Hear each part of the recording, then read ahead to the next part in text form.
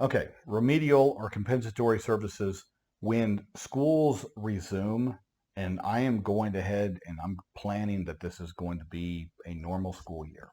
At least I'm hoping that it's a normal school year. If it's not, then we're gonna have to deal with it. It's just gonna make me more busy. I don't want to be more busy. I wish people would take a rational approach about all of this stuff, but I'm finding that they're not. Um, and so I'm going to keep my mouth shut about what I think. Um, anyway, so school starts again. And hopefully, what I'm hoping happens is that during the summer, we're able to at least resume in-person evaluations so that we can start the eligibility process again for the students that have been backlogged. So we can start the reevaluation process for students that are due for their 3-year triennial reevaluations. I mean, these things are being stacked up, guys, and it's really putting a lot of pressure on schools. Then on top of it, we're going to have all of the state legislatures go back and absolutely whack the school budgets. Um, this is going to impact directly special education services. I know people go, but the federal government and the funds, guys, I don't think you, I don't think anybody, you gotta remember where school funding comes from. It comes from taxes. It comes from people patronizing businesses. It comes with the normal process of life. That's where taxes come from. And these. So what's going on now? If it continues, it's going to have a devastating rippling effect on education funding, on teachers being employed, on our kids at the end. We may not see the end result of the damage this is going to do to special education for another year, maybe 2 years. And I hate to be the one to sit there and say, I told you so, but mark that now because I'm saying that. It baselines. Guys, I have a hard time keeping my, okay. So when school resumes, most of you are going to already have your IEP in place for the 2021 school year. And at that point, you're probably going to need to go back, hold another IEP meeting because some of those goals that you created may be based upon bad present levels of performance, bad baselines, because your IEPs were developed and put together off of what? Unreliable information. The school system hasn't seen your child since March. And it's not going to be until, let's say, August or early September that they see your child again. You have this IEP that's been developed, and let's say they shut down summer services on top of that. Well, you've got half of a year almost where school hasn't seen your child physically. And the distant learning, depending on what's been done, may have been severely lacking or non-existent. And with some kids that just don't do well with distant learning, nothing, to the point where you're talking about regression. You're talking about loss of skills. So you've got to take that into consideration. And if you do have an IEP already developed for the 2021 school year, you may need to go back and make some major overhauls, because if your goals are either now too high because your child's skill set has now regressed, that needs to be considered and adjusted. If your child, let's say, they created goals, but your child already could do those things where they lowballed your child, and it was something that was going to be very easy for them to accomplish, adjust the goals. Those things can be done, guys. Adjust the services. At the same time, if you also saw a combination of services that worked during distant learning, try to incorporate those and infuse those so you can keep that positivity going in the progress. But there needs to be adjustments made. And you may need to wait 4 to 6 weeks. You may need to wait a full 9 months, guys, to fully understand and have the team fully understand where your child's at. But you need to be your child's advocate to be able to sit there and say, look, this is what's going on. You need to make sure that in some way you're documenting what's going on in your IEP meeting. And if you live in a state that doesn't allow recording, then you take good notes and have somebody there taking notes with you. Okay?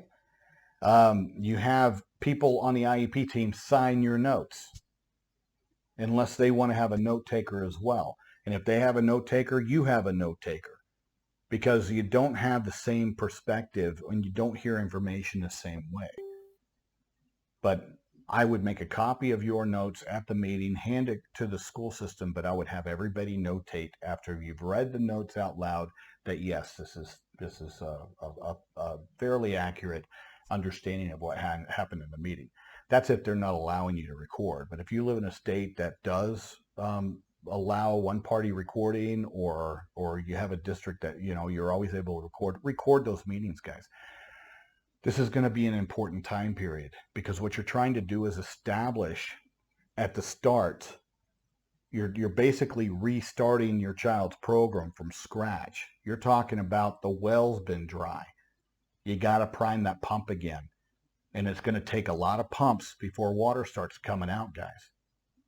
Got to build that pressure back up. And it's not going to be something that's instantaneous. It's not going to be fluid. That was disrupted between March and now. Distant learning, that wasn't part of. It's just sort of an attempt at continuity.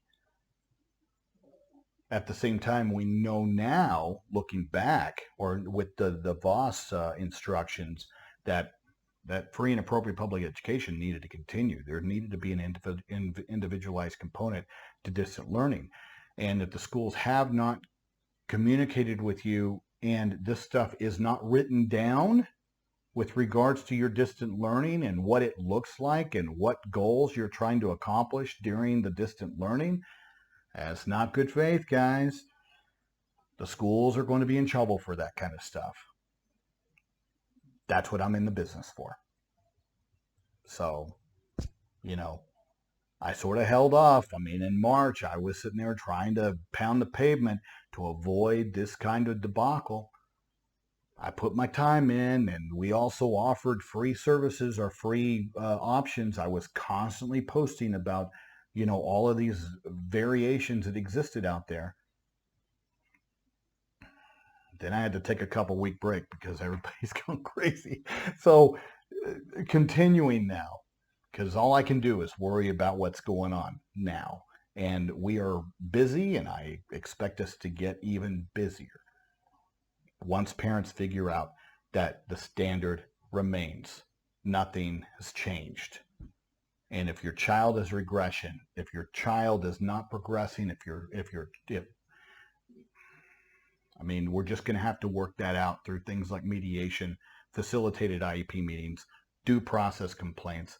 That's how we're going to have to work these things out, unfortunately. Okay, so before you go and, let's say, call us, well, some of you may need to do that depending on the severity of it, okay? And if you just sort of feel comfortable with that being the way and have us sort of guide the process, I understand that. We have parents that do that as well. But there's a lot of you that are equipped, and it's the reason I have this page, is you are equipped to be good advocates and good communicators with your school district. And at that point, that's where, when all of this is said and done, if those components of a good faith distant learning was not there, you're able to establish fairly well that your child did not make progress, and that your child regressed, did not make progress, meaning basically stagnation, and did not make progress, would put you in a position to make a request for compensatory. Okay? But how do you establish that baseline? Well, you're going to need to have some updated assessments.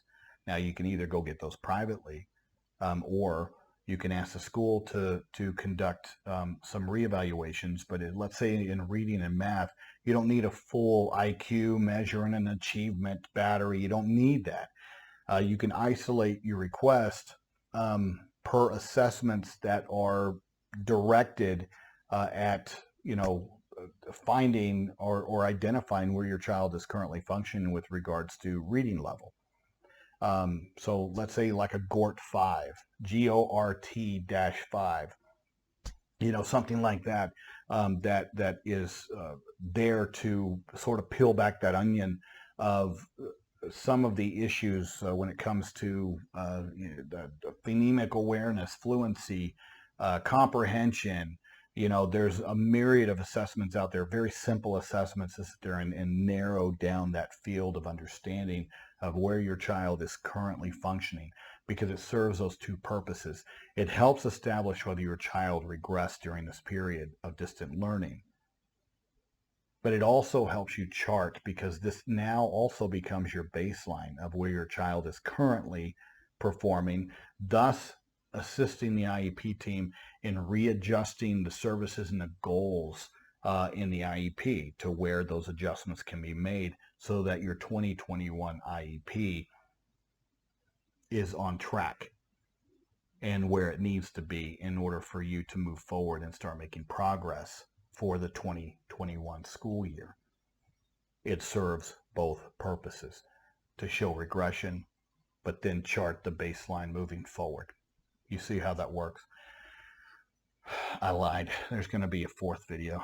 I'm going to focus on that. What does compensatory and remedial services look like?